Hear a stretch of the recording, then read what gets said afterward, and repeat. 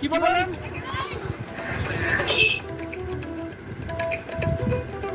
কি বলেন আপনি? বান্দরের মতো লাগে আপনাকে। আপনি চিড়িয়াখানায় যান, রাস্তায় গাড়ি চালাচ্ছেন কেন? এই কথা বলতে সাবধানে বলবেন। পোশাক আশাক খুব চুরি করেছেন। কিন্তু আপনার কথা শুনে মনে হচ্ছে এগুলো কত দিন ধরে এবার দোষ দিই না, দোষ হলো আমাদের। ডিম পাড়ার আগে মুরগিরও একটা প্ল্যান থাকে, কোথায় ডিম পারবে, ডিমগুলো কিভাবে নিরাপদ থাকবে, ডিমগুলো কিভাবে ফুটবে, কিন্তু আমাদের কোনো প্ল্যানই নেই। আমরা খারাপ, আমরা নিকৃষ্ট, বুঝছেন? আপনি শেষের কথা মানতে পারলাম না ভাইজান।